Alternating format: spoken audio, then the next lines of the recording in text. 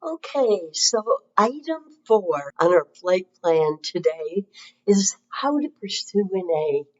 And this, my friends, is our main focus today. Your sure bet study plan for this class. It actually is pretty easy to get an A in this class if you can follow our plan. So how do you do this? Step 1, consult your to-do list after each class. So you get a new to-do list that starts after each class and continues on until the next class. You completed a prep to-do list in preparation for our first class today. And so week 1 to-do list begins today. So go to Modules in Canvas after class today and open your to-do list for week 1.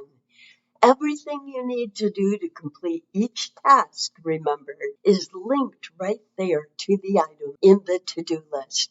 So just click on the underlined tasks. Make sure you do them in order. Besides our class, most weeks you are assigned an online part, which is like a chapter. Your to-do list may also have other assignments for that week, so be sure to do each item in order. Now, step 2 to getting an A is not taking notes in the online learning part. So when you are doing your online learning only, do not take notes. Instead, take these interspersed online learning points as many times as needed to get 100% before moving on in your reading. Okay? So it's super important to get 100% on these. Everyone in this class is capable of getting 100% on your online learning points, and virtually all students will take our advice and do so because these points are the largest part of your grade. It is also easy to get 100% because you get feedback with the right answers at the end each time you take these interspersed questions. These questions will compose almost half of your practice and real quiz questions word for word. Step 3 is to then only keep studying these interspersed learning point questions and any supplemental materials I give you with that online learning part. Studying anything else from your online learning is a waste of time. These are the only 2 categories you are quizzed from: online learning questions and supplemental materials.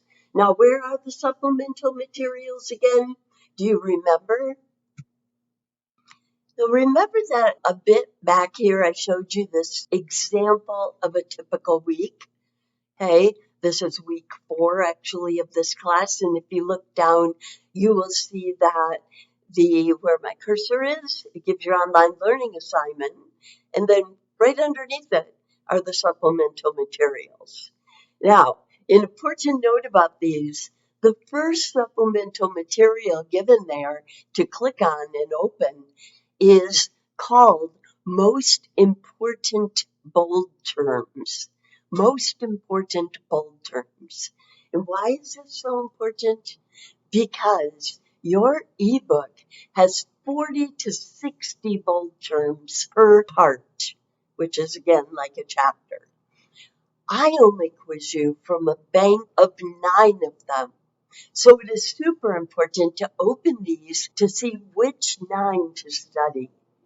Also, I sometimes give figures and or other sheets with your online parts under supplemental materials. Okay, now here's the deal. The first half of your proctored quizzes, the online learning half, will be composed of questions randomly chosen from your online learning point questions, word for word, and randomly chosen from your supplemental materials. And that includes those 9 bold terms, right? Now, here's a really important note. The most important bold term quiz questions will always begin with four initials, MIBT, standing for most important bold term. Then there'll be a colon and then the question. That is a clue to you that you can look these up in your print book glossary if you run across one that you don't recall. Okay, so now we just added the last four bullet points to this list of items of how to actually get an A in this class. Step 4. Next, take really good notes in our once a week class sessions. Remember, no notes when you're doing your online learning, but good notes when you come to class. And before class, remove your lecture note outline sheet. It's only one sheet, found at the end of your print book for that class session. So take it out of the book, remove it, bring that page to class, and then type your answers or write them on another sheet or sheets of paper, and then staple them together with the questions on top. There's a couple of reasons for that. First off, there's not room on those online notes to write or type what you need to anyway. And two, this is going to help ensure that you don't miss anything important when taking notes. And three, stapling the answers to that top sheet on separate sheets assures that you study in the most effective way possible. And that is called active studying, meaning testing yourself with instant feedback on a separate sheet. It's the best way to learn. The only better way would be flashcards, but I think you'll find that this can work pretty well for you. You can always make flashcards in addition if you want, but at least do this. Now, sometimes you have demos and videos in class, and you're going to want to take a short note, but just one sentence that covers two things. One, a way to bring the demo or video to mind for you, and then also a phrase, what it demonstrated. For instance, here's one, these aren't real demos or videos that I'm going to give you an example of, but just to see how to do this. Here's an example for a demo. The demo where we fed a blindfolded student demonstrated the interaction between taste and smell. Or the video where we viewed unusual elevator behavior demonstrated breaking social norms. So you notice for each one that you're covering two things, right? The demo or the video, clearly identifying it so you can bring that whole video to mind. But in the second one, what does it demonstrate? Also, as it says in this item on your slide, you're going to want to make sure to download your Test Your Learning slides from class that day. They become available right at the end of class at 1:15 p.m.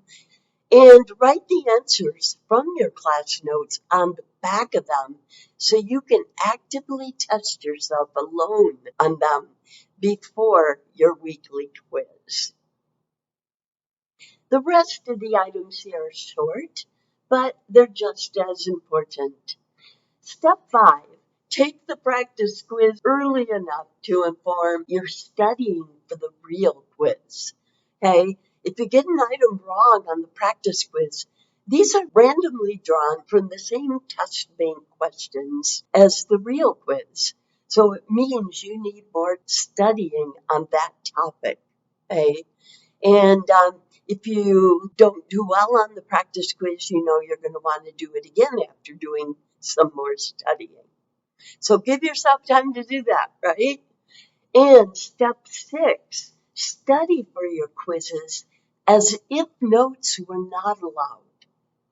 Don't rely on memory. And the reason for that is there simply is only enough time to look up a couple or a few things. And then step 7, the last trick to getting an A. You cannot afford to get behind in this class. So be sure to meet your blue and red deadlines each week on your timeline. Again, they're color coded on your 1-page timeline sheet, right? And deadlines are blue, proctored quizzes are red. Okay, so those are the 7 steps. You might say we have a 7-step program here. Right? But which do you think is the most important of our 7-step program? Easily the most important trick in this class is step 2, to get 100% on everything, all of your work, except for the proctored quizzes. I mean, if you get 100% on them, great, but you can't count on that, right? The rest of it is all in your control. So when I say the rest, I mean your syllabus quiz, your online learning points, that's the biggest part, right? And then labs coming later in this class. All of these are 100% open material and multiple attempts, meaning everyone can get 100%, okay, as long as they put in the time and effort. In other words, these points can be earned by motivation alone. Indeed, virtually all students follow our advice and get 100% on their other work in this class, including their online learning points and their labs and their syllabus quiz and their practice quizzes, of course, just by doing them. In other words, on everything except for the proctored quizzes. Proctored quizzes are different, right? You don't have the same control over them, and you only get one attempt. If you put in a good amount of time and effort preparing, you can get the highest score possible for you. But these points are earned from motivation and ability. So proctored quizzes will vary in this class, the scores, because ability varies. While most all students will get 100% on their other work, proctored quizzes separate the grades in this class. A's, B's, and C's, etc. Right? Okay. However, proctored quizzes, by the way, are 45% of your grade. Your other work is 65%. So if you get a B on your proctored quizzes, but 100% on your other work as advised, you will end up with an A in this class. Likewise, if you get a C on your proctored quizzes, but 100% on your other work as advised, you will get a B in this class, and so on.